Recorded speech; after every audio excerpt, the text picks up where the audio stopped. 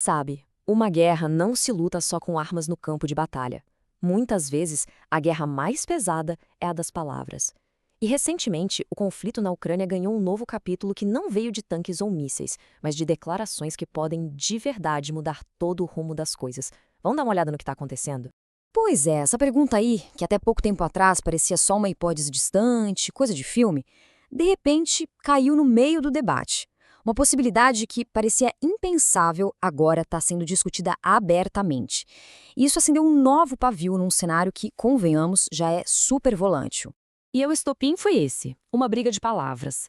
Uma única declaração do ministro da Defesa do Reino Unido, só sugerindo o envio de instrutores militares para a Ucrânia, não foi só uma ideia jogada ao vento, não. Foi um catalisador. Bastou isso para a Rússia responder de uma forma dura, imediata, e levar a tensão diplomática para outro nível. E aqui a gente vê os dois lados da moeda, né?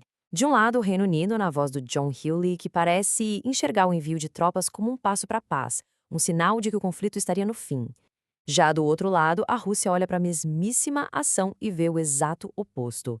Não o fim da guerra, mas o começo de algo muito, muito maior e mais perigoso. E a resposta da Rússia veio com todas as letras. A porta-voz do Ministério das Relações Exteriores, a Maria Zakharova, foi direta, sem deixar margem para interpretação. A mensagem é cristalina. A presença de tropas europeias em solo ucraniano seria vista como uma provocação direta, que levaria a mais conflito, não a menos. É basicamente uma linha vermelha sendo desenhada ali para todo mundo ver. Ok, mas por que essas palavras estão pesando tanto justo agora? Para a gente entender isso, a gente precisa dar um passo para trás. A resposta está no tempo, no impasse gigantesco e desgastante em que essa guerra se meteu. 4 anos, é isso. O conflito acabou de passar essa marca terrível. São 4 anos de combates, de perdas, mas o ponto principal é 4 anos sem nenhum avanço concreto em direção à paz. E isso cria um ambiente de frustração, um vácuo, onde as palavras se tornam, sabe, quase tão perigosas quanto as armas. E o resumo da ópera desse impasse é o seguinte: ninguém conversa. As negociações de paz, totalmente paradas. No lugar de diálogo, o que se tem é troca de acusações. A Rússia diz que a Ucrânia quer armas nucleares, algo que Kiev e seus aliados chamam de absurdo.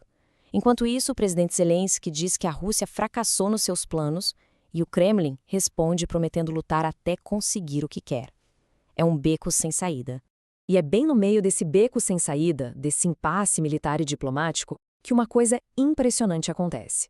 Enquanto a retórica de guerra esquenta de um lado, uma conversa totalmente diferente rola nos bastidores. Uma conversa sobre o futuro, bem no meio da destruição do presente. Então, imagine a cena. Em Genebra, na Suíça, autoridades dos Estados Unidos e da Ucrânia estão sentadas numa mesa. E o assunto não é a guerra de hoje, é o que vem depois dela. Eles estão discutindo garantias de segurança e, principalmente, como reconstruir um país inteiro que foi devastado. E a escala dessa reconstrução é monumental.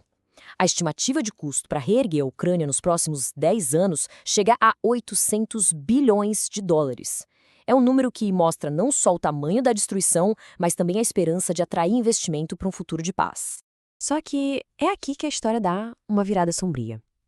Porque exatamente no mesmo período em que os diplomatas discutiam uma reconstrução lá em Genebra, a realidade no terreno era outra, completamente diferente e brutal. A guerra não tirou folga.